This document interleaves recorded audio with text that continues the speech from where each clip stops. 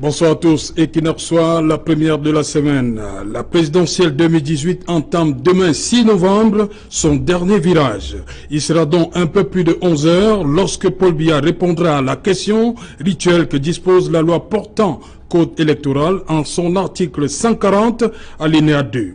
Comme par le passé, ce sera à Douce Swear. Ce serment que le président prête devant le peuple camerounais revêt une haute valeur symbolique. Le nouveau chef de l'État exprime ainsi sa fidélité aux institutions de la République, également à remplir les obligations qui sont celles de l'élu de la nation tout entière qu'il est désormais pour les 7 prochaines années. Paul Biya, acte 7, septennat d'ouverture ou de rupture. Madame, Monsieur, c'est le fait du jour.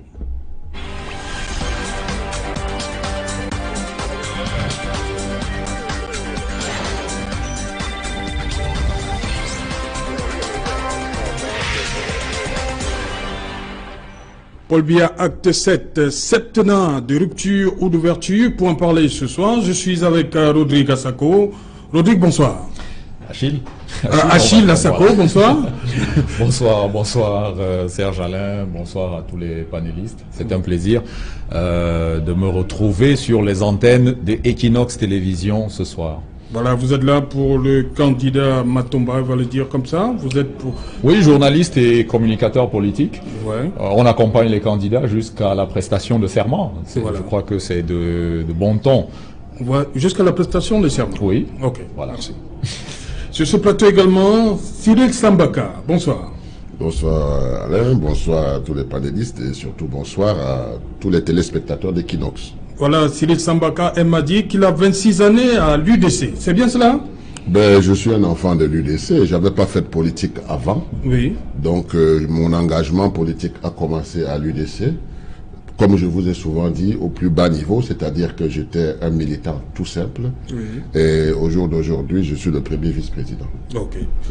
Sur ce plateau également, pour la première fois, Job Théophile Kobnan. Bonsoir. Bonsoir Serge Alain. Je veux dire monsieur le maire. Bonsoir Serge Alain. Oui, bonsoir. Très content d'être sur ce plateau ce soir pour partager avec vos fidèles spectateurs. Voilà, vous êtes maire SDF de la commune d'arrondissement de Douala-Troisième. Tout à fait. C'est bien cela. Bien vous sortez, on va le dire comme ça, du NEC, une espèce de palabre familiale. Oui. Pourquoi ça revêtait ce caractère de palabre familiale? Oui, parce que le linge sale se lave en famille. Oui. Nous sortons d'une élection où le parti a atteint son point de chute le plus bas. Nous n'avions jamais eu ce score depuis l'existence du parti. Donc il était question qu'on aille à ce NEC, pas pour se déchirer, mais pour se regarder comme les enfants d'une même famille et accepter que quelqu'un peut trébucher, tomber, mais ce n'est pas une raison pour qu'on considère que sa chute est une mort. Ouais. Donc nous nous sommes mis ensemble, on a parlé entre nous et je crois que les résolutions vont être publiques bientôt et vous comprendrez pourquoi nous avons baptisé ça palabre familiale. Ok, voilà, merci d'être venu. Le discours de demain, demain c'est le 6 novembre, malheureusement nous attendons Samuel Motte du RDPC. Demain c'est le 6 novembre, le président de la République va prêter serment devant le Parlement, la Cour constitutionnelle, la Cour suprême. C'est un symbole, c'est très fort là. Je pense que c'est une routine, ça devient une routine parce que je crois qu'il est le... L'élément nouveau c'est le Conseil constitutionnel. Oui, l'élément nouveau c'est le Conseil constitutionnel, mais je pense que c'est une routine parce que le président de la République, de mémoire d'un jeune de 40-45 ans aujourd'hui, c'est le seul président qu'il a vu en train de prêter serment. Donc, sur ce point, je pense qu'il n'y a pas de problème. Et je me suis même aventuré. Dieu merci, ce que nous avons pu avoir pendant au Conseil constitutionnel, retransmis par les chaînes de télévision et autres, si vous allez n'importe où aujourd'hui, vous voyez des Camerounais qui sont intéressés par la chose politique. Ça veut dire que ce qui va intéresser les gens demain, c'est pas seulement le Adou ce soir. Je crois que c'est prévu qu'il y aura un discours. Le discours inaugural. Voilà, le discours, je crois qu'il sera très attendu, très écouté, mais je... Qu'est-ce que vous attendez? Qu'est-ce que vous attendez donc du discours du président? Ce que nous attendons, c'est effectivement ce que l'UDC a dit avant ces élections. Que les enjeux, c'est après les élections. Ces élections n'étaient pas forcément un enjeu. Vous comprenez? Donc pour vous, la Compte tenu du présidentielle, contexte. on a tourné la page. On va tourner la page demain, le 6 novembre. Vous pouvez faire autrement? Parce que tout le monde ne semble pas être Bon. d'accord. Oui, c'est normal que tout le monde ne soit pas d'accord. Mais ce qui est important, c'est de savoir que ce qui est véritablement important pour le Cameroun, c'est qu'est-ce qu'on fait demain. Oui. Qu'est-ce que le Cameroun va devenir demain? Oui. Est-ce qu'on continue avec le statu quo? Est-ce que le président de la République, n'est-ce pas, a envie que ce pays décolle? Donc c'est de ça qu'il est question. Et maintenant, quels sont les mécanismes qu'il faut mettre en place? Est-ce que enfin nous pouvons avoir un consensus national? C'est de ça qu'il s'agit. Parce que les divergences que nous avons aujourd'hui viennent du fait qu'il y a un seul qui donne le cap. Or, on ne peut pas bâtir une maison, on ne peut pas bâtir un immeuble si on n'a pas de bonnes fondations. Et les bonnes fondations, c'est le Cameroun par tous et le Cameroun pour tous.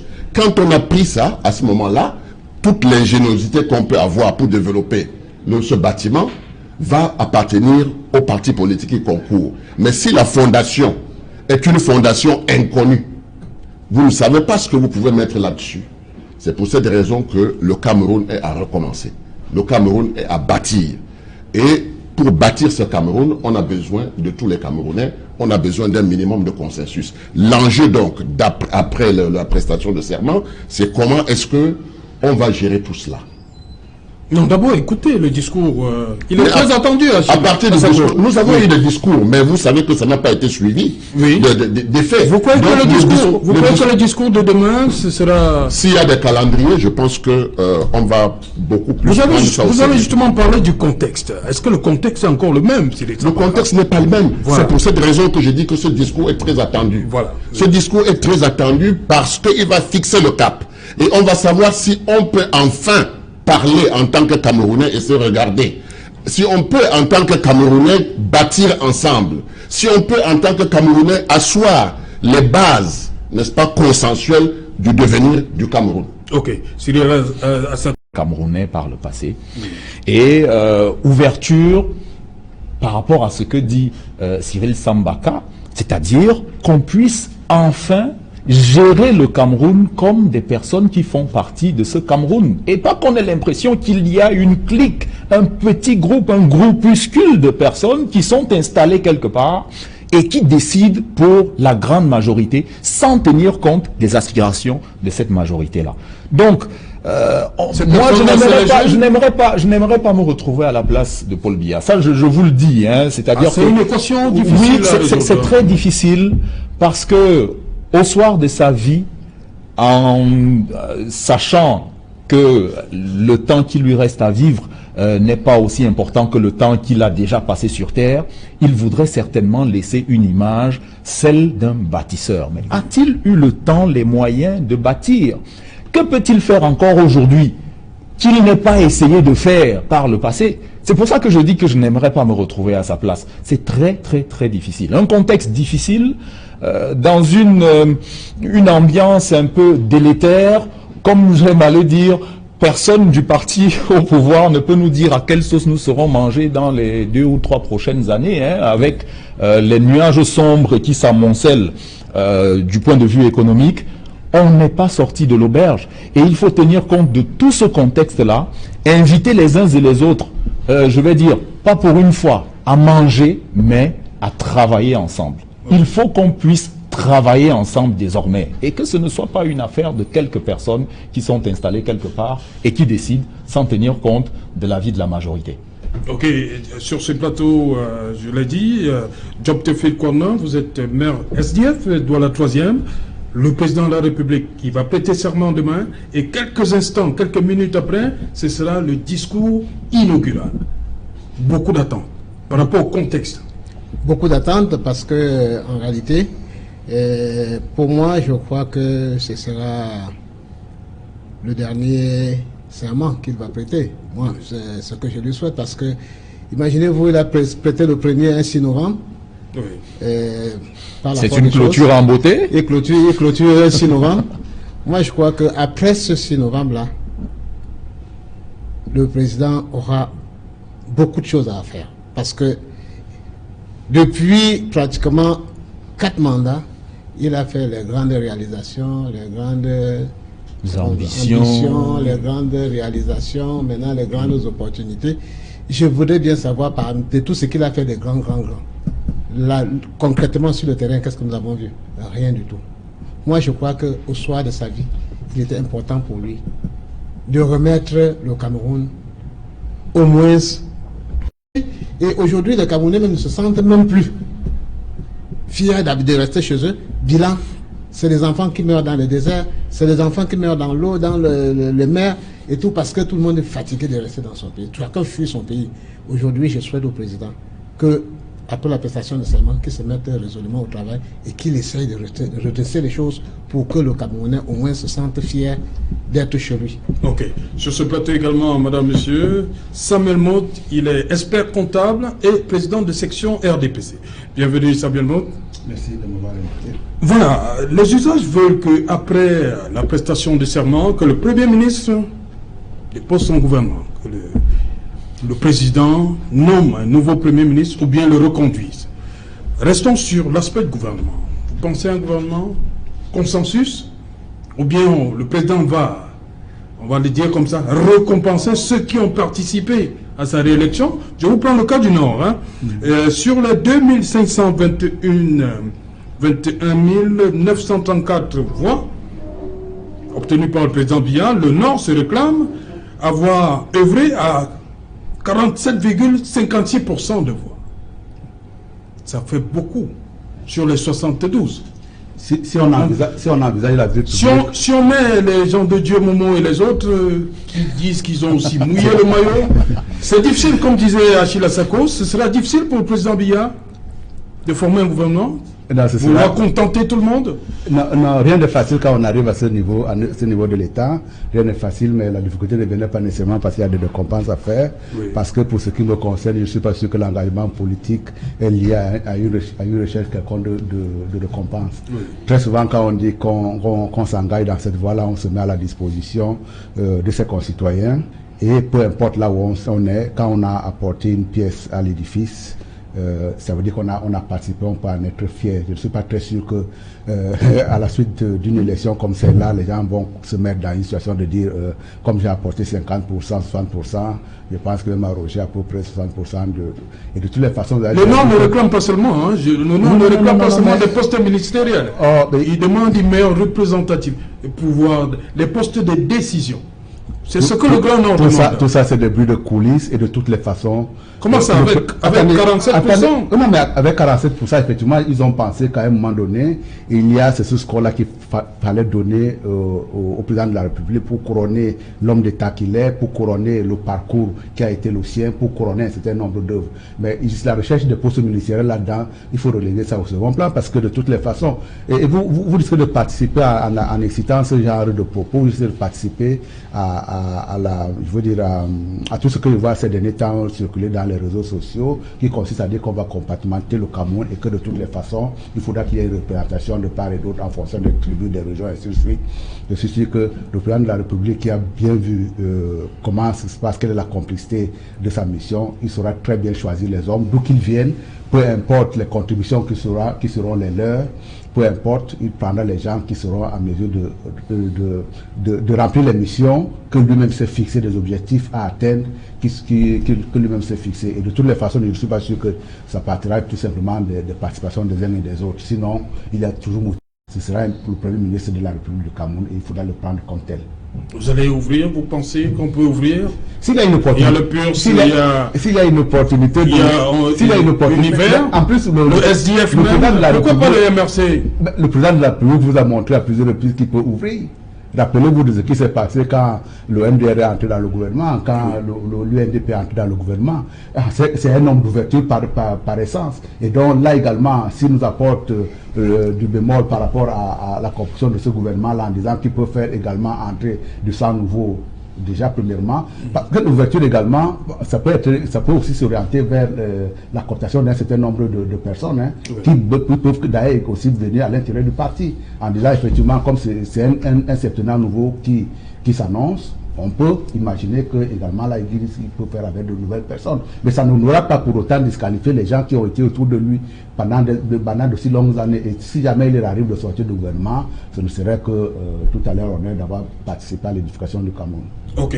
Siri Sambaka, il y a des partis qui disent comme ça que la présidentielle est derrière nous. D'autres, le combat continue. Mais le dénominateur commun reste le code électoral. Ils disent que c'est mauvais. Oui. Avant de penser à 2019, il faut faire quelque chose. Oui. En même temps, quand on dit que le code électoral est mauvais, en même temps, il faut relever les insuffisances de l'opposition camerounaise. Parce que si on ne relève pas les insuffisances de l'opposition camerounaise, on risque de se tromper encore de jeu. Pourquoi? Parce que quand vous prenez le code électoral, et que dans ce code électoral, on vous dit que le résultat est proclamé dans le bureau de vote. Il n'y a pas plus démocratique que cela. Vous comprenez? Oui. Il n'y a pas plus démocratique que cela. Mais quand en même temps, on vote un budget de 50 milliards de francs pour des élections et que les candidats n'ont droit qu'à 100 millions sur les 50 milliards, ça pose un problème. Parce que ces bureaux de vote qui sont près de 25 000 doivent être couverts. Or, la loi électorale, à ce moment-là, intervient avec plusieurs facettes pour dire qu'on prend en charge, on ne prend pas en charge. C'est gratuit et on prend en charge.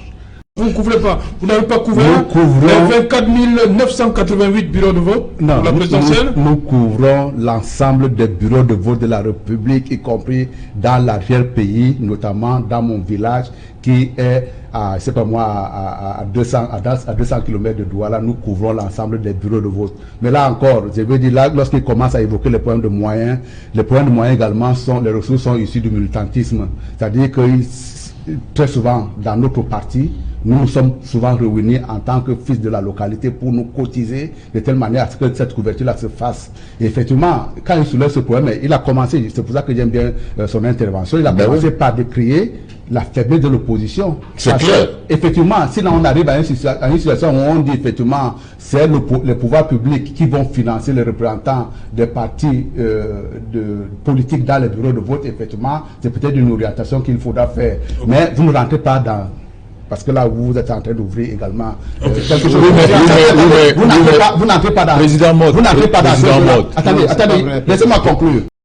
Le président Mode fait semblant de ne pas comprendre. Vous permettez que Siri Sambaka termine son propos? Oui, je dis que ce n'est pas possible qu'on soit dans un pays. C'est pour ça que tout à l'heure, j'étais en train de vous dire que le consensus est la base de ce qu'il va développer le Cameroun demain.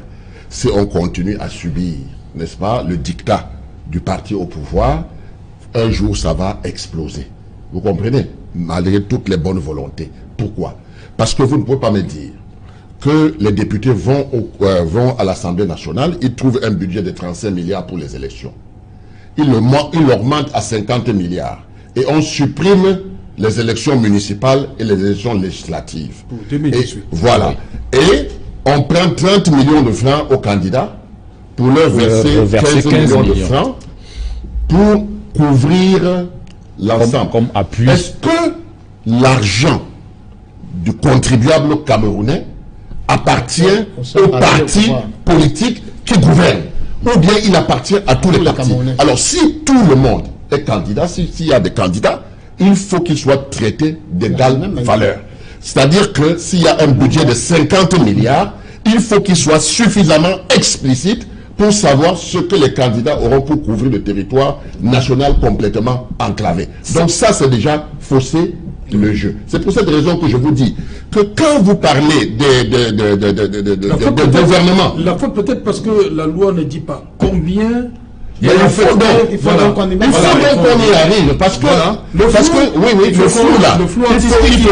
que ce soit clair, il faut que ça disparaisse, et quand vous parliez de tel ou tel qui va entrer dans le gouvernement, non. Il ne s'agit pas au Cameroun, et puis on voit ce dysfonctionnement, où d'un côté, il y a les affiches, les montres, les jogging, les ceci, les cela, déversés n'importe comment, hein, au point où d'autres même en ont encore plein de stocks dans leur domicile. Et puis de l'autre côté, on demande aux partis politiques, aux candidats de l'opposition de se débrouiller. On se débrouille comment? Alors, ça veut dire que si nous n'avons pas un consensus, les Camerounais vont continuer à s'appauvrir pour que ceux qui sont riches se retrouvent autour d'un parti pour financer, afin que ceux qui sont pauvres, c'est-à-dire de l'opposition, demeurent pauvres toute leur vie. Donc il y a une attente terrible pour voir s'il y a une ouverture vers le consensus, s'il y a une ouverture vers la démocratie. Voilà, Achille Assako, Oui, j'étais en train de dire, moi... Permettez, Achille. Oui. Je suis votre leader ce matin, il pense plutôt que la session de mars 2019, l'Assemblée devrait se pencher sur l'étude du code électoral. Mais le code électoral est un code... Le code électoral est un code à problème. Oui. Et plus généralement, toutes les lois qui accompagnent même le processus électoral, le fonctionnement des institutions au Cameroun, sont problématiques. On vous distille comme ça des petits vides juridiques qui vous seront opposés le moment venu pour vous dire que non, de toute façon, c'est la loi qui est ainsi faite. Et il faut être... Et c'est là où le propos de Cyril Sambaka est extraordinaire, de brillant, c'est que il dit, il faut être juste. C'est de justice qu'il s'agit. Quand il parle, par exemple, des sous-préfets qui sont appelés à la rescousse, il y a des cas comme cela partout. Non. Où l'administration se confond au parti politique. Celui qui ne peut pas comprendre aujourd'hui que le parti, le RDPC, au pouvoir, est devenu un parti État, a raté quelque chose dans la vie politique au Cameroun. Le RDPC a inféodé toutes les strates de la vie politique camerounaise, de l'administration, de l'armée, dans des endroits les plus inattendus. Et on vous oppose cela en vous disant, non, débrouillez-vous parce que de toute façon, vous savez, nous, on est les plus forts. Non, on ne peut pas construire un pays de cette façon-là. Je suis désolé, on ne peut pas tenir les autres à distance en... à chaque fois utilisant des moyens, soit dit en passant, légaux, étant donné que c'est nous-mêmes qui votons la loi, en les repoussant à chaque fois. Je prends un petit exemple. Et l'exemple du financement de la campagne électorale est extraordinaire. J'ai discuté avec un expert fiscaliste il n'y a pas longtemps, et M. Mott était partie prenante à cette discussion, où cet expert disait « l'État du Cameroun s'est comporté comme un voleur vis-à-vis des candidats à la présidentielle ». Vous avez fixé le montant du cautionnement, vous avez fixé la date de versement de la caution, mais vous n'avez pas fixé le montant à reverser en termes d'appui. Qui dit appui suppose quand même que vous donnerez quelque chose en plus de ce qui a été versé comme caution. Il ne s'agit pas de financer la campagne électorale des candidats. Non, faisons très attention. Mais il s'agit d'établir des règles qui sont connues de tous et qui peuvent être respectées. Ok, Dr. Fiokona, ce code électoral vous a quand même permis d'arracher des élus. Hein. Oui, je vais dire, oui, je vais revenir, avant de répondre à votre question, Serge, je vais dire, ce que venait de dire Samuel Mott, c'est pas vrai. Vous connaissez très bien ce qui se passe sur le terrain, sauf si vous avez ensemble comme d'habitude, hein, sur le terrain. Moi, je suis un homme d'action, je suis un homme de terrain.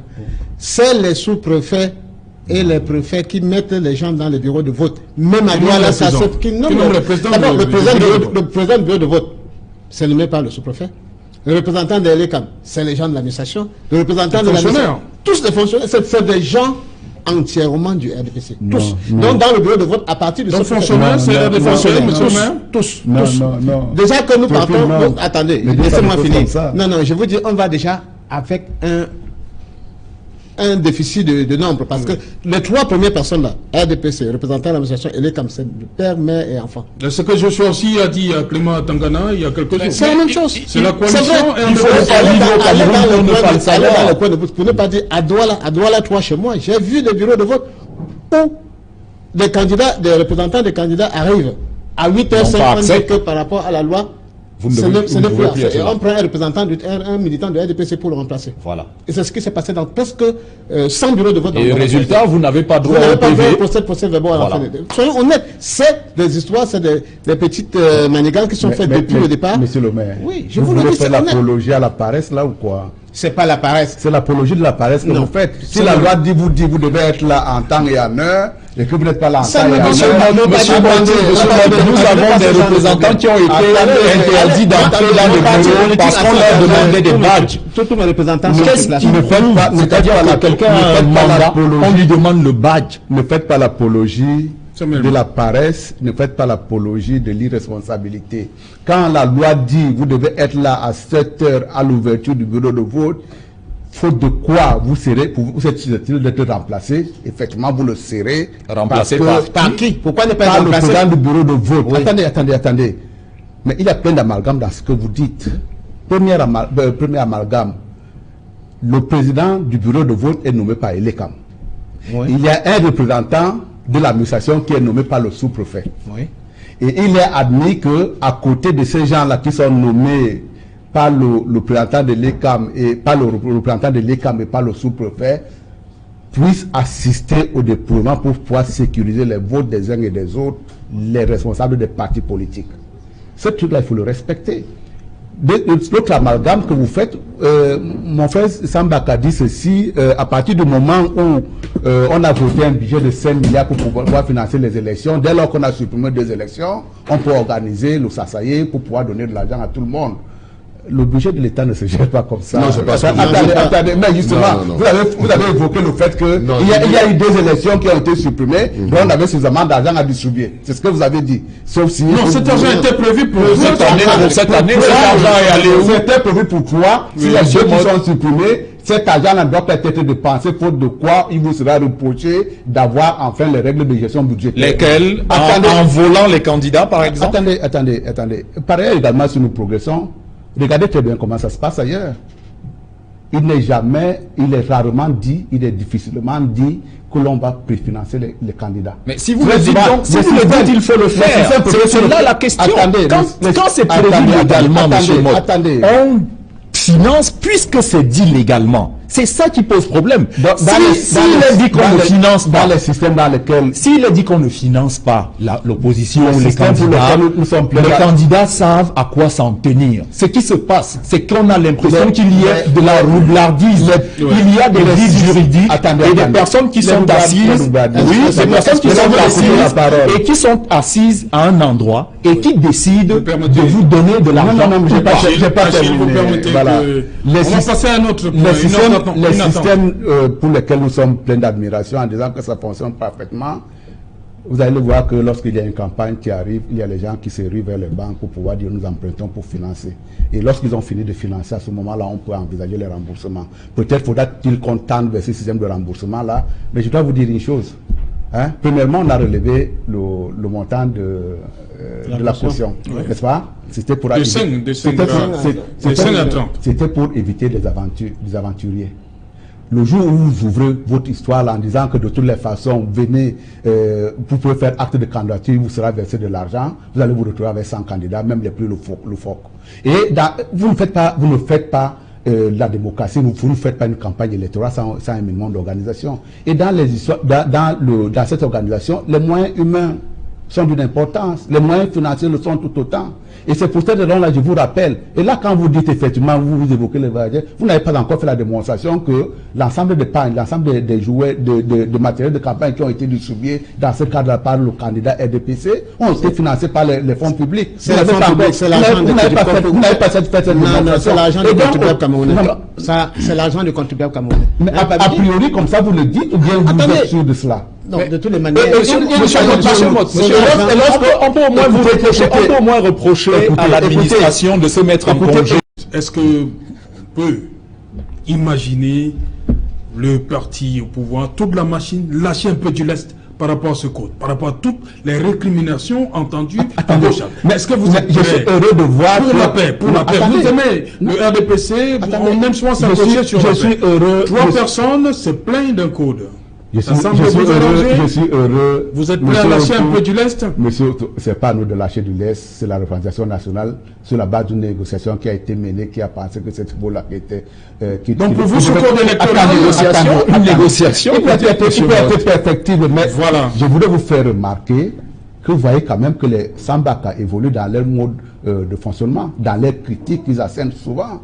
Il a expliqué un certain nombre de problèmes là tout à l'heure. Le seul problème qu'il a évoqué, c'était celui du financement. Effectivement, si on peut arriver à le codifier en disant qu'une fois qu'il y a une campagne qui est ouverte, on va rembourser. Mais il faut plutôt l'envisager en termes de remboursement de ce qui aura été engagé, sous réserve que ces dépenses audité et approuvé. Voilà. À ce moment-là, ça peut être une bonne démarche. Voilà. Mais il ne faut pas envisager que l'on dise on va ouvrir les guichets et à chaque fois que quelqu'un va faire un acte de candidature, on va lui donner de l'argent. Non, c'est pas le désordre. Nous avons l'un des meilleurs codes du monde. Je te Il dis- faut bondir. Attendez, nous avons l'un des meilleurs codes du monde. Et il a souligné tout à l'heure, en disant qu'il y a une certaine transparence qui est organisée, mais qui peut être inopérante, tout simplement parce qu'il y a un certain nombre d'acteurs qui ont démissionné. Écoutez-moi bien. Aujourd'hui, nous pouvons avoir la traçabilité de l'ensemble des bureaux de vote qu'il y a dans l'étendue de la République. Parce que nous avons... Aujourd'hui, attendez, aujourd'hui, nous sommes sûrs qu'on ne peut plus nous reprocher d'avoir bourré les unes avant même que l'opposition ne commence. D'où l'exigence d'ailleurs de dire il faut qu'on soit là en temps et en heure pour être sûr que l'urne va être ouverte au vu aussi de tout le monde. Troisième élément de transparence, c'est de dire effectivement qu'il faut que chacun soit là. Sauf que quand on vous dit chacun soit là, il vous dit non, dans les systèmes qui fonctionnent parfaitement, c'est l'administration qui assure tout ça. Totalement faux. Archi faux. Parce que même lorsqu'on demande aux machines électroniques d'assurer le vote, le comptage des votes des électeurs, vous allez voir toujours qu'il y a des audits qui sont faits pour avoir la sécurité nécessaire, qu'il n'y a pas un détournement du vote. Et partout ailleurs, si vous voulez faire un système transparent, il faut être présent pour pouvoir sécuriser votre propre vote. Il ne s'agit pas ici de dire qu'il y a telle personne qui a En France, les candidats envoient les représentants dans les bureaux de vote. Il y a un cas, 2008, en France, élection territoriale. On a Je parle des élections nationales, l'élection présidentielle. Comme ça de toutes les élections en France, je suis désolé. Vous voyez tout en France en train d'avoir des représentants. Exactement, renseignez-vous. Monsieur C'est dans ce cadre-là qu'on a retrouvé en 2008 sérieux. un militant de l'UMP qui avait les chaussettes, les bulletins de son adversaire dans les chaussettes parce qu'effectivement, il ne voulait pas qu'il soit décompté. Et effectivement, si vous n'êtes pas là, ne criez pas après, parce que très souvent vous avez même crié alors que vous n'avez aucun fondement pour pouvoir crier. Il faut être pour sécuriser le vote, non pas parce que les autres trichent nécessairement, mais au moins ça nous évite les faux procès très souvent que nous assumons, alors que peut-être que ça a été totalement transparent. Donnez-moi 20 secondes pour expliquer à mon frère Mott. Parce que quand il parle comme ça là, il a affaire à des gens qui depuis 91 on est sur le terrain. Sur le terrain. Et on a traversé toutes ces élections. Mais on sait comment ça Mais se moi passe. aussi, Alors, Sambaka. non, le problème c'est que tu as 4-5 bureaux de vote dans ton village, mais nous sommes dans 500 bureaux de vote. s'amènent parfois. Moi je vais vous dire, monsieur Otou, si vous voulez savoir comment ça se passe, c'est que le code électoral que vous voyez est très mauvais. Il est mauvais pour celui qui va en compétition et qui n'est pas du parti au pouvoir. Il est bon pour celui qui est au parti au pouvoir parce qu'il va le brandir et dire, écoutez, notre code électoral prévoit que les résultats sont donnés dans le bureau de vote. C'est vrai. Vous comprenez? Mais il faut pouvoir avoir accès à ce bureau de vote. Il a de 50 milliards.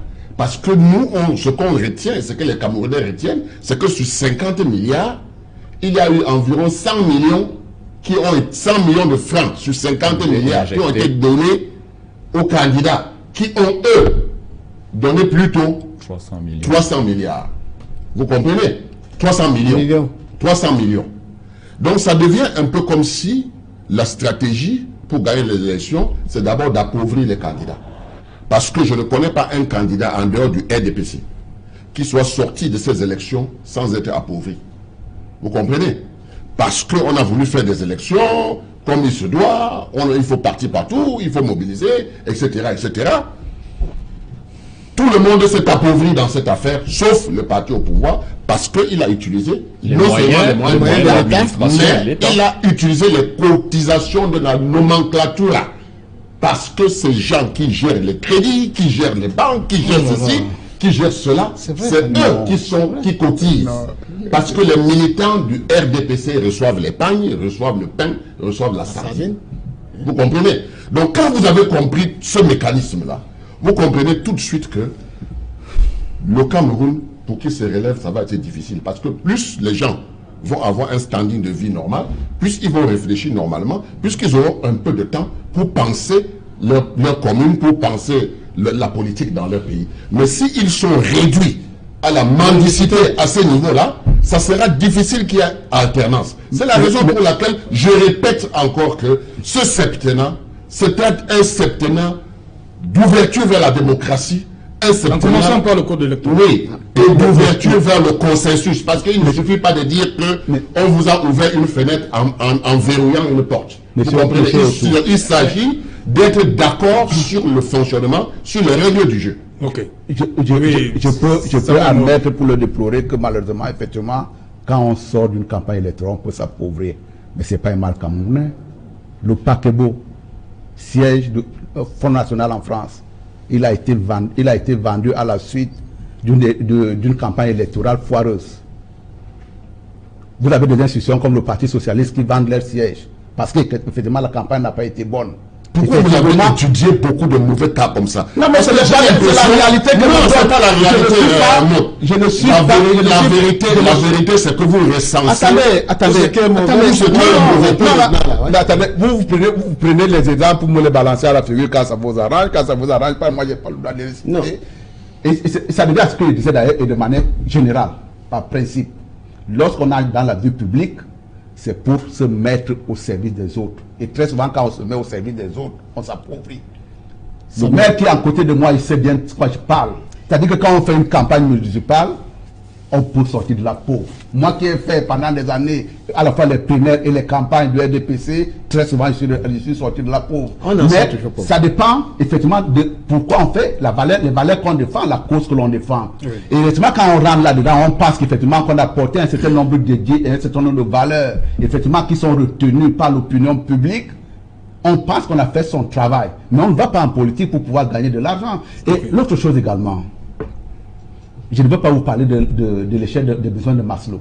Très souvent, les gens qui sont rentrés en politique, c'est des gens qui ont assuré un certain nombre de besoins et il reste ces besoins-là ultimes qu'ils veulent assouvir et donc très souvent, ça leur demande beaucoup de ressources. Et c'est les mêmes qui au Cameroun ont estimé que pour se faire élire, il faut donner du pain et de la sardine aux gens. Ah mais arrêtez avec des exemples loufoques. Non, oui, on peut être loufoque comme moi quand on a fait une campagne, quand on a parcouru 5000 km sur les routes en 15 jours, on peut se permettre d'être loufoque et dire ce qu'on a vu. J'ai une question pour vous, Achille. Et ce que je conclue tout de même. Admettez qu'aujourd'hui, il est totalement illusoire de penser que l'on peut rentrer dans un bureau de vote et puis sortir avec les bulletins de l'adversaire. Si. Parce que très souvent, je ne sais pas comment ont été attendez, je ne vais pas faire le tour des urnes à travers la République, mais en ce qui concerne ma localité, vos poches sont contrôlées parce que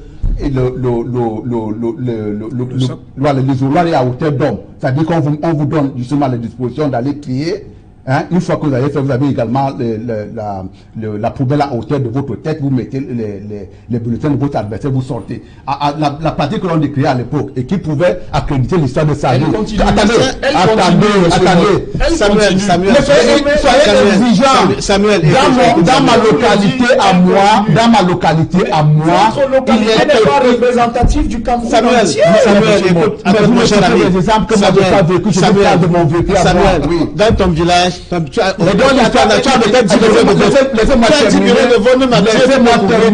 laissez-moi terminer avec l'histoire de Sabine. Hein? Oui. Dans le cadre des campagnes également, malheureusement c'est ça qui se passe ailleurs, partout ailleurs. Lorsque vous avez organisé un meeting, il y a toujours un cocktail qui suit derrière. Hein? Et c'est pas parce que quelqu'un aura pu participer à votre cocktail qu'il s'engage à vous voter. Et donc on peut admettre effectivement que lorsqu'on a parlé aux militants, quand lorsqu'on l'a retenu, on peut leur dire effectivement, vous pouvez boire une bière, mais la bière n'est pas un engagement à faire quoi que ce soit. Parce que votre histoire de Sabine, votre histoire de Sabine, ce n'est pas à hauteur du débat politique. Monsieur votre histoire de un exemple vivant, un jeune garçon, 16 ans, que je rencontre à Bafia. Oui. On est en déploiement sur le terrain. Oui. Il me dit, grand frère, il faut me choco, je vote pour ton candidat. Je me suis mis à pleurer. Qui a mis les Camerounais à ce niveau-là? Où on sait qu'à 16 ans, dites-lui que ce n'est pas possible. Mais justement, il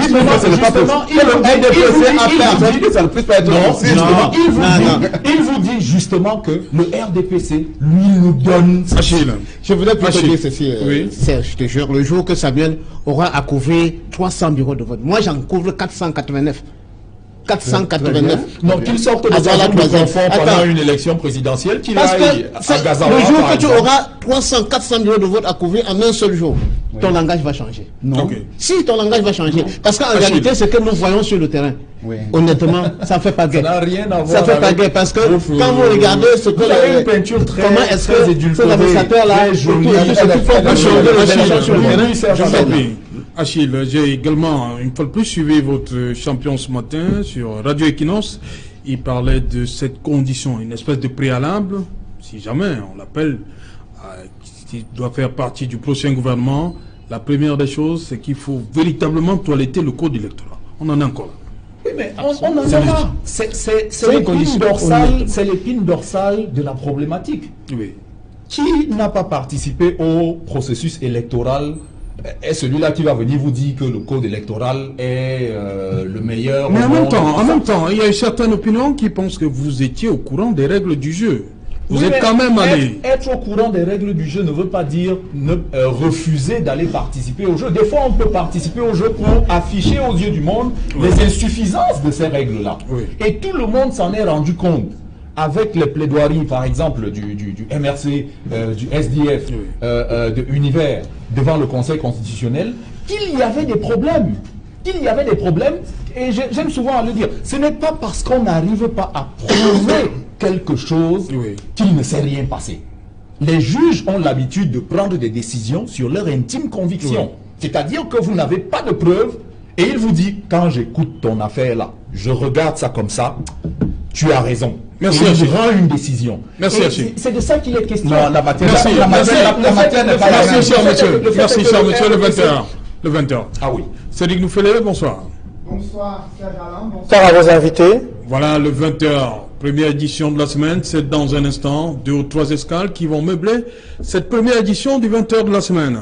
Nous parlerons de cette nouvelle qui vient quelque peu entacher la cérémonie de prestation de serment de Paul Biya prévue demain. Il s'agit de l'enlèvement de 78 élèves d'un collège confessionnel situé à Bamenda, dans la région du Nord-Ouest.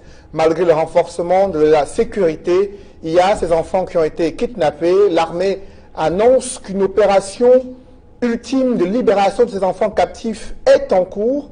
Nous en parlerons dans le journal de 20h et nous vous donnerons le programme de la cérémonie de prestation de Paul Biya, président réélu. Dans un instant, le développement de tous ces titres, c'est dans le 20h de Cédric Nouffelé. Et tout de suite après, une autre attente, la résolution de la crise anglophone, toujours avec les 4 invités d'Equinox Soir aujourd'hui. Dans un instant.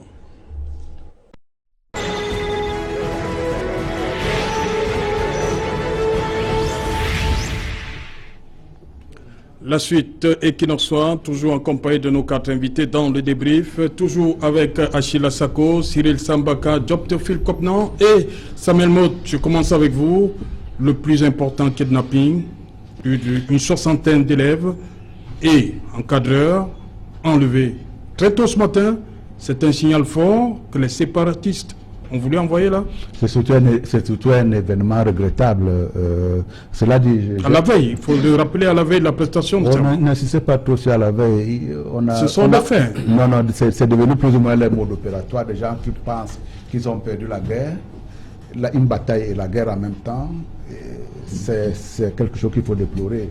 Je ne suis pas sûr qu'ils se sont organisés pour pouvoir dire effectivement qu'ils vont les kidnapper à la veille de cette investiture-là. Et si c'était leur calcul, je crois que le gouvernement va apporter la réponse nécessaire et que les personnes seront retrouvées. Je pense que c'est un événement doublement regrettable et ce serait souhaitable effectivement. Vous savez, cette histoire du Nord-Ouest a commencé parce que on pensait que le président de la République était en défaut de légitimité parce qu'il était pratiquement en fin de mandat.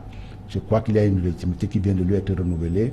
Il faudra effectivement, parmi les priorités qu'il aura pour demain, il y aura effectivement cette crise anglophone-là qu'il faudra résoudre nécessairement parce qu'effectivement, je pense que ça a beaucoup duré.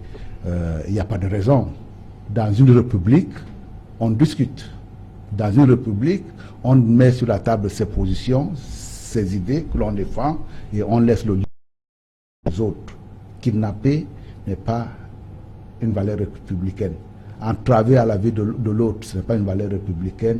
tuer quelqu'un dans un contexte comme celui-là, ce n'est pas une valeur républicaine. Il doit que ça c'est lourdement condamnable, peu importe tous les motifs qu'ils pourront trouver pour pouvoir justifier leur forfait. Mais je pense que le gouvernement a montré, nos forces de sécurité ont montré effectivement leur capacité à résoudre ce genre de phénomène. Je pense que ce sera résolu. Dr. Kobna, une soixantaine d'élèves enlevés. Ça pousse le président à revoir son discours de demain par rapport à la crise anglophone? Absolument. Moi, je crois que cette histoire de la crise anglophone va de mal en pire et ça interpelle vraiment le président de la République.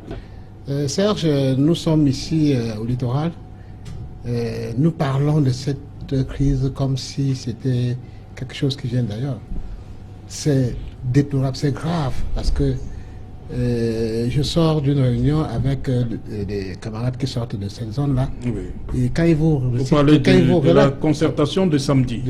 Quand ils vous relatent ces faits, ça fait froid au dos. Je connais des éminentes personnalités qui ont juré ne plus jamais remettre les pieds par là-bas. Parce que tout est brûlé, tout est parti.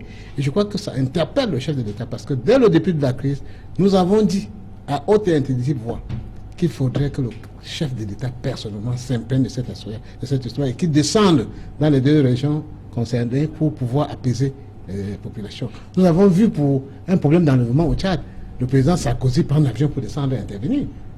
Et ce n'était pas dans son pays. Mais combien de fois vous êtes dans votre propre pays, les enfants se déchirent, il ne faut pas aller dire arrêtez de vous bagailler, de vous batailler.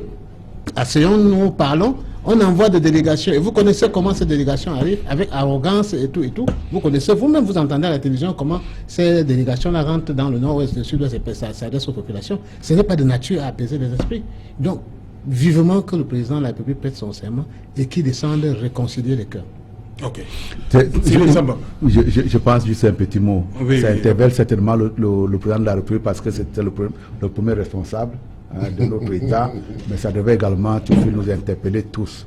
Et parce que ça nous interpelle tous qu'il ne faut pas continuer à rajouter en disant il y a des gens qui narguent les autres. Ces trucs-là doivent tous nous interpeller et il faudra vivement parce que au-delà de tout, nous avons des vies humaines que nous perdons dans ce processus-là. Il y a également des ressources financières et des ressources matérielles qui sont mises à rude épreuve.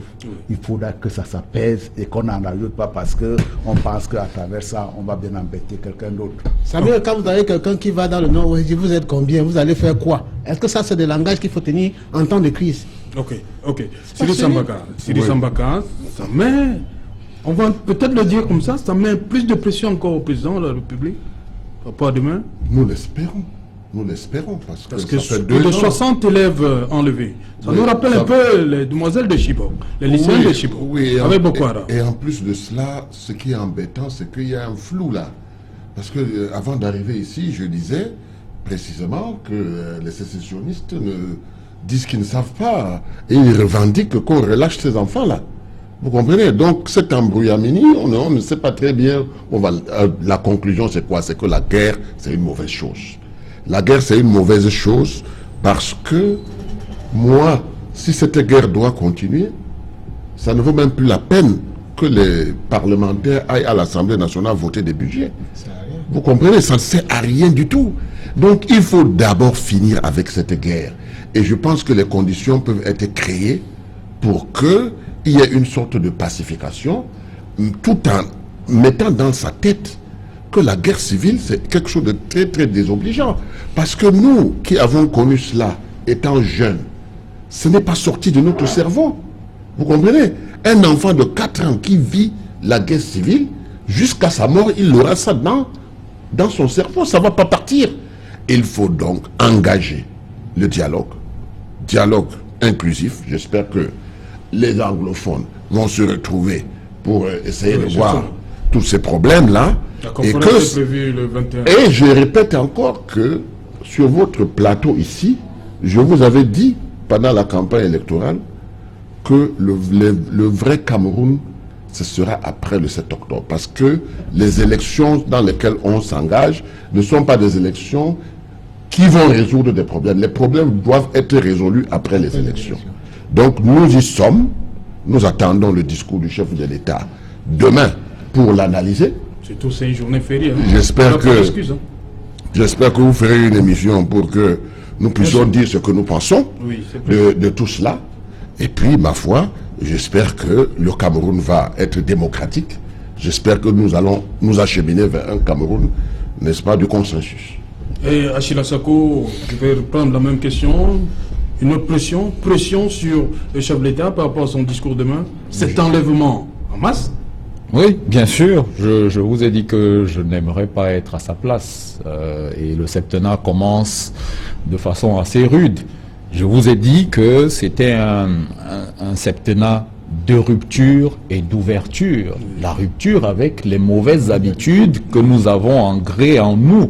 Et parmi ces mauvaises habitudes-là, c'est peut-être la façon de gérer le Cameroun qui a poussé les frères anglophones à réclamer un certain nombre de choses. Des choses qui sont connues, identifiées aujourd'hui. La commission Moussongué a fait un travail dessus. Donc le président de la République est au courant. Il sait ce qu'il a à faire. Nous attendons simplement qu'il prenne les mesures qui s'imposent. Et je pense qu'en résolvant le problème anglophone, on va le dire, il y aura beaucoup de problèmes de la zone francophone qui seront résolus par la même occasion. Ce que demande le peuple, c'est quoi? C'est la décentralisation, l'application de la Constitution de 1996, par exemple. C'est une certaine autonomie dans la gestion des affaires locales. C'est tout. Et si ces conditions-là sont remplies, comme cela est en train de se préfigurer, on m'a soufflé qu'il y aurait des élections régionales un peu avant les élections législatives. Ce n'est pas normal. Je ne peux pas accepter cela. Rien n'est encore arrêté. Parce que lui, il le dit, peut-être qu'il a arrêté, mais je dis que ce ne serait pas un consensus, parce qu'on ne peut pas aller aux élections régionales avec ces conseils municipaux-là, qui ne sont pas encore allés aux élections. C'est pas possible. Donc, c'est pas le consensus.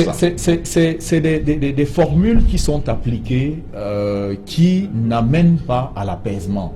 C'est des petites choses qui, mises bout à bout, contribuent à créer un sentiment de frustration généralisée où tout le monde a forcément quelque chose à reprocher à quelqu'un au pouvoir en place. Donc, on a ce septennat qui arrive. Ça commence très mal, mais il faut surtout que le président de la République prenne les choses en main très rapidement avec ces enlèvements, des journalistes qui se sentent de plus en plus en insécurité. Je crois qu'il y a un certain nombre de mesures à prendre et nous l'attendons au pied du mur. Voilà, Samuel Note, parlant d'apaisement, parce qu'on attend véritablement un discours d'apaisement demain de la part du chef de l'État. Mais c'est un homme de paix, le chef de l'État. Oui. Sauf que là, vous avez commencé à dire que l'une des choses que l'on peut louer en lui, c'est qu'effectivement, nous sommes dans un État paisible. Vous dites, cela va de soi. Non, c'est un homme de paix. Et c'est justement parce que c'est un homme de paix que très souvent, effectivement, on a laissé un certain nombre de phénomènes se développer en pensant que les gens vont revenir à la raison. Parce que dans mais 2 années quand même, Samuel Mout. Mais justement, dans le schéma, non, mais on attend effectivement que là aussi les gens reviennent à la raison. Parce que dans ce non-cheminement-là, vous savez, qu'est-ce qui va se passer si dans la précipitation, effectivement, ou alors dans l'urgence, on avait envoyé les gens là-bas, mais d'ailleurs très souvent, lorsqu'on a envoyé... Mais c'est des vies humaines qui sont en jeu, Samuel Mout. On peut aller dans l'urgence. Il y avait une formule célèbre, il faut donner le temps. Très souvent, le temps également peut nous apporter des solutions. Et effectivement, s'il y a une solution plus agréable qui peut venir parce qu'on a eu de la patience, on peut également la prendre. Mais là, effectivement, je pense que ça commence à être urgent. N'oubliez pas ce que je vous ai dit tout à l'heure. Oui. Très souvent, lorsqu'on a développé ce phénomène-là aujourd'hui qui nous coûte en vie humaine et en matériel, et voilà, et qui met à mal notre économie, très souvent, on a pensé qu'on allait le faire parce qu'il y avait un défaut de légitimité quelque part. Nous avons une légitimité qui vient d'être renouvelée au chef de l'État. Je pense qu'il prendra les mesures nécessaires. Mais vous savez très bien, l'histoire nous enseigne également que la plupart des décisions que le chef de l'État a prises tout au long de sa vie publique, c'est également des situations, que ce soit sur le plan personnel, simplement personnel, que ce soit sur le plan de la gestion de la nation. Il a toujours su prendre au moment opportun de bonnes décisions. Là également, je pense qu'il y aura de bonnes décisions qui vont être prises pour que cette paix-là arrive. Mais là également, quand je disais à mon ami tout à l'heure, monsieur le maire, il ne faut pas en rajouter, oui, effectivement. S'il y a des gens qui ont des écarts de langage en s'adressant aux populations, ça on peut le souligner. Mais ne le soulignons pas à grands traits, parce que là également, nous sommes de raviver un certain nombre de craintes. là, nous devons considérer qu'en ce qui concerne cette crise-là, elle nous interpelle tous et qu'il faut qu'on trouve des voies et moyens pour que le dialogue qui soit renoué. Parce que, vous savez très souvent ce qu'ils ont dit, hein, pendant qu'on essayait effectivement de trouver, de sécuriser, ils ont dit on est en train, il y a une armée d'occupation, comme pour dire que dans ce pays-là, il s'est déjà acquis qu'il y a d'un côté les anglophones et de l'autre côté les francophones. Il n'y a pas d'armée d'occupation. Il y a une armée républicaine qui pense à sauver des vies humaines, que ce soit des vies qui sont à l'extrême nord, à l'est, au centre, au sud et à l'ouest. Ça également, je crois qu'il y a des efforts nécessaires qui doivent être faits, mais je n'en doute pas un seul instant que ça fait partie effectivement des préoccupations de ce septennat en disant qu'on va retrouver leur culture habituelle. Justement, il y a le cardinal Toumi et 3 autres ministres du culte qui sont au four au moulin depuis le mois de juillet, depuis le 25 juillet dernier, et la première conférence a été renvoyée là. On espère que celle du 21-22 novembre. Est-ce que vous imaginez un scénario où, dans les jours qui suivent, la prestation de serment de Paul Biya, le président convoque à étudier à Yaoundé le cardinal Toumi et les 3 autres pour parler du problème anglophone? Je pense que si la solution passe par là, ils seront convoqués. Mais également, il faudra également que la plupart des protagonistes, ou tout au moins des gens qui veulent s'impliquer dans la résolution de ce problème-là, également montrent leur neutralité. Le problème qui s'est posé très souvent avec un certain nombre de prises de position, c'est que très souvent, nous avons eu l'impression que c'est une prise de position orientée. Mais, de toutes les façons, quelle que soit la situation, vous savez, une vie humaine de perdue, c'est quand même quelque chose de douloureux. Okay. Et donc, d'où que viendra la solution, on la prendra. Elle viendra certainement du clergé, on la prendra. Elle viendra certainement des hommes de la société civile, on la prendra tout de même. Elle viendra peut-être des partis d'opposition, on la prendra parce que si la paix passe par là, il serait également tout un honneur au Cameroun de pouvoir sortir de ce conflit-là. Ok. L'opposition. Moi, je pense que M. Mott doit dire à son parti, et notamment à ceux qui nous gouvernent, que nous sommes le seul pays africain où on parle de multipartisme et l'opposition n'a pas de statut. Il faut le savoir. C'est-à-dire que ces quantités négligeables, on le voit jusqu'à la répartition des interventions pour les élections. Il faut déjà que nous nous respections. Il faut que nous nous aimions. Il faut que nous sachions qu'on appartient à une nation, que nous sommes des patriotes et qu'aujourd'hui, c'est le RDPC, demain ça sera l'UDC, ça sera le SDF, ça sera le MRC, ça sera le PURS. Vous comprenez? Il faut qu'on accepte ça et qu'on intègre cela. Sinon, on fait semblant. Et je vous dis, et je vous répète encore, que dans des négociations qui ont été comme celles qu'on a vécues là, avec les gens qui sont partis de Yaoundé, avec cet esprit-là, aller négocier et mettre le feu, n'est-ce pas, dans la zone anglophone, il faut que les négociations sincères, franches, et que le but de cette table ronde soit de trouver une solution qui mette les Camerounais ensemble, mais qui ne mette pas des vainqueurs ni des vaincus. Parce que si nous partons avec cet esprit-là pour négocier avec des gens qui ont perdu en vies humaines, qui ont des villages brûlés, etc., etc., si nous partons avec le même esprit, sans avoir en tête que nous allons consolider un pays, que nous allons réconcilier un peuple, réconcilier un pays, ça va être difficile. Et si c'est difficile, c'est tout le Cameroun qui va en souffrir. C'est la raison pour laquelle je dis, quand on va à une négociation et trouver un consensus, cela suppose qu'on est prêt à laisser quelques trucs, n'est-ce pas? Et qu'en face, ce sera la même chose. Mais si on part avec l'esprit que nous avons connu, c'est pour ça que nous espérons que ce septennat va être un septennat de la révolution mentale, n'est-ce pas, au sein du parti au pouvoir, pour comprendre que le Cameroun appartient à tous les Camerounais et qu'il n'y a pas d'un côté ceux qui vont dicter aux autres, mais ceux qui vont s'asseoir autour d'une table pour trouver un consensus, parce que c'est comme ça qu'on bâtira le Cameroun et ça ne sera pas autrement.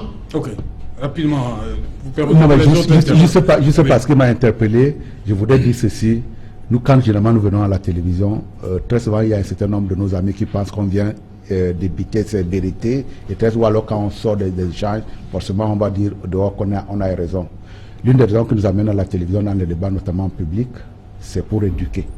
Et je souhaiterais, parce que quand il parle de révolution mentale, je souhaiterais également qu'on s'inscrive dans un chemin de vertu, un chemin d'excellence. Dans ce chemin-là, très souvent, on a 2 cases que l'on coche. J'ai réussi, j'ai pas réussi. Parce que le chemin dans lequel très souvent ils sont en train de tracer, notamment il a évoqué un certain nombre de choses tout à l'heure, c'est le chemin où on a mis l'excuse à ne pas avoir fait soi-même son propre travail. Je note avec satisfaction que Théophile, qui est mon ami, qui est maire SDF, a été élu dans ce système-là qu'ils estiment calamiteux. Il a fait son travail. Lorsque nous avons été mis en ballottage dans la ville de Douala dans le cadre du scrutin qui vient de se dérouler, nous avons des interrogations propres à mener à l'intérieur de notre équipe de campagne, même si considéré par ailleurs que nous avons fait une excellente campagne, mais nous devons nous remettre en cause. Cette histoire-là qui consiste à dire je n'ai pas pu faire quelque chose pour des tas de raisons, ce n'est pas le chemin de la vertu. Parce que nous sommes suffisamment intelligents pour pouvoir justifier nos propres erreurs. Et l'idée qui m'amène très souvent dans un plateau, que les générations qui nous suivent puissent admettre qu'il n'y a que le chemin de vertu qui va nous sortir de là où nous sommes. Ce n'est pas parce que le RDPC aura fait 1001 concessions, mais c'est parce que chacun dans ce qui le concerne aura fait son propre travail. Il disait tout à l'heure, c'est le sous-préfet qui nomme tout le monde dans un bureau de vote. Je trouve quand même qu'avec ce système-là, Théophile a pu se faire élire maire de Douala 3e. Je trouve quand même qu'avec ce système-là, nous avons été mis en ballottage, ici ou là, dans le cadre du précédent scrutin. Donc il n'y a pas un système qui soit parfait. Il y a des hommes qui doivent être en responsabilité pour pouvoir apporter les solutions nécessaires aux citoyens. Merci d'avoir lu le programme de l'UDC. Merci. Je vais rebondir sur une autre question. Non, c'est très important. C'est le programme de l'UDC, ça. La vertu. Oui, Cyril Sambaka parlait de réconciliation. Vous croyez qu'il y a un problème véritablement de réconciliation? Le président doit faire quelque chose, doit dire quelque chose dans son discours demain? Absolument. Quelque chose s'est cassé? Il y a la une fracture? réconciliation, absolument. Parce que je vais vous dire, Serge, il y a cette manie-là d'aller sur le terrain en donneur de leçons. Hein? Vous allez faire quoi? Vous êtes combien? Vous narguez les gens sur le terrain. Pendant ce temps, quand quelqu'un pense qu'il a vu sa grand-mère être brûlée dans une maison, quand il a vu ses enfants être chassés de l'école et tout, et que ça fait 2 ans que les enfants ne vont pas à l'école, c'est une vie qui se brise. Donc il faut absolument que le président de la République, à tous ces cœurs brisés, à tous ces gens qui souffrent dans les brousses, à tous ces parents qui n'ont plus de logement et tout, et qui se disent laissons tomber notre orgueil. Le RDPC a suffisamment nargué les populations camerounaises pour qu'aujourd'hui ils comprennent que le Cameroun appartient à nous tous. Et que chacun devait donner un peu de sien pour faire que ce Cameroun redécolle dans les bonnes conditions. Achille Assako. Que dire de plus? Je suis un peu embêté parce que à chaque fois, le président Motte revient sur les discussions de parti à parti alors qu'on est en train de parler de construction de l'unité nationale. Effectivement, il faut qu'on éduque les gens. Et les personnes qui ne sont pas assez éduquées se retrouvent dans un certain nombre de dérives. Le problème avec le Cameroun, c'est qu'on a privilégié l'instruction et on a tué l'éducation. Oui. On se retrouve avec des situations totalement alambiquées aujourd'hui où des gens revendiquent des choses des fois auxquelles ils n'ont pas droit et sont totalement amorphes et restent totalement soumises face à des choses qu'il ou elle devrait réclamer normalement. La construction de l'unité nationale, c'est un processus. Maintenant, est-ce qu'on peut construire l'unité nationale en restant seul de son côté? Non, je pense que non. Et il faut, comme certains l'ont dit sur ce plateau, qu'à un moment, celui qui est en position de force, celui qui est détenteur de la violence légitime, puisse se dire « je ne vais pas l'utiliser ». Je ne vais pas l'utiliser simplement parce que si je l'utilise, ce sera contre des personnes qui sont miennes, qui font partie de moi. Et pour cela, il faut que mentalement on soit armé et qu'on puisse se dire à chaque fois, je ne vais pas utiliser la force pour réprimer une petite manifestation parce qu'il y a 2 tondus, 3 pelés qui ont décidé de marcher sur 200 mètres. Je leur envoie une escouade de 200 gendarmes. Je ne vais pas utiliser la force parce que quelqu'un a décidé de dire ceci ou cela. Et je ne vais pas utiliser la force parce que ce n'est pas avec la force qu'on va résoudre la crise anglophone. Merci, merci Achille. Bonsoir, Sylvestre Hippolyte Zangaou. Bonsoir Serge Alain. Dans un instant, 100% football. 100% foot ce soir, bien évidemment, se met en chemin avec les Lions indomptables du Cameroun qui disputent leur premier match de la CAN de football féminin le 17 novembre prochain. Sera au stade d'Accra, la capitale ghanéenne, contre la sélection du Mali. Les Lions s'apprêtent à quitter Yaoundé pour un stade d'acclimatation à Abidjan, Côte d'Ivoire, avant de mettre le cap sur le Ghana. Joseph Doko, dans les prochaines heures, devrait rendre public la liste des 23 joueuses donc retenues pour cette compétition. Dans la tanière des Lions des moins de 17 ans, elles sont également en route pour l'Uruguay, où l'équipe doit prendre part à sa deuxième Coupe du Monde. Mais avant, les Lions alignent des défaites lors de leurs matchs amicaux. Elles ont été battues 5-1 vendredi dernier par l'équipe des Corinthians à São Paulo. Du côté du Brésil, on donnera également des nouvelles du championnat Elite One et Elite, tous les championnats de football professionnel dont le démarrage était prévu le samedi 3 novembre dernier. Mais Pierre Semengue a décidé que ça ne pouvait plus se tenir à cette date-là. Il a reporté le début de la saison autour du 24 novembre prochain. Donc on est toujours dans les certitudes du calendrier début de saison dans les championnats de football professionnels du Cameroun. Et du coup, les clubs engagés dans les coupes africaines interclubs vont devoir entamer la campagne africaine sans match de championnat dans les jambes. Élection à la Fédération camerounaise de football, ça y est, ça commence avec la vague de contestation et de protestation. Les batailles pour le contrôle du football camerounais sont donc déjà ouvertes. Le processus démarre le 11 novembre prochain par les élections au sein des ligues départementales de football. On en parle dans cette édition de 100% foot, Serge Alain. Vous en parlez avec qui? Avec nos invités qui seront en plateau avec nous. Gauthier Boulard, qui est expert des litiges auprès de la Fédération internationale de football association. Il est au Cameroun pour défendre les dossiers des joueurs camerounais qui ont été abusés par le club du côté du Maghreb. Il y aura également Pamphile King, qui est entraîneur de football et directeur du Parcours Vita de Douala. Il est également vice-président de la sous-commission des compétitions du comité des sites de la ville de Douala pour la prochaine CAN qui sera organisée en 2019 au Cameroun. Voilà du très lourd dans 100% foot tout à l'heure avec Sylvestre Hippolyte Zangaou. Dites-moi Achille Sako, demain vous êtes à Yaoundé pour la cérémonie? En principe, oui. Si tout ça va veut dire bien. quoi? Vous avez reconnu Paul Biya, c'est le président pour vous, pour le PURS? Paul Biya est le président de la République désigné par le Conseil constitutionnel, désigné par le Conseil constitutionnel comme ayant été élu par le peuple camerounais. Voilà, parce qu'on a vu votre siège vide lorsque Clément Tangana proclamait les résultats. Oui, bien sûr. Vous l'avez finalement reconnu, Paul Biya. Merci. On n'avait rien à faire de ce ce côté-là. On n'avait pas votre siège introduit de était vide, recours. tout comme le siège de l'UDC. Merci à vous, cher monsieur. Merci. Merci à vous, Dr. Fekwana. Merci Serge, je crois que le plaisir a été le mien et chaque fois que je serai invité, je ferai le plaisir d'être toujours là. Voilà, merci à vous, Samuel Motte. Merci pour cette aimable invitation, c'était ma première. Oui. Votre baptême du feu. Voilà, je crois que je reviendrai avec beaucoup de plaisir la prochaine fois. Okay. Je voudrais insister sur le fait que le président Paul Biya a été proclamé comme étant le président élu par les Camerounais. Okay. Pas désigné, parce que quand vous dites désigné, ça veut Voilà. dire que c'est Merci, Madame, Monsieur, c'est ici que prend fin Equinox Soir, rendez-vous demain 19h. Rediffusion 23h GMT, il sera minuit à Yingui, dans le département du Cap. Ah,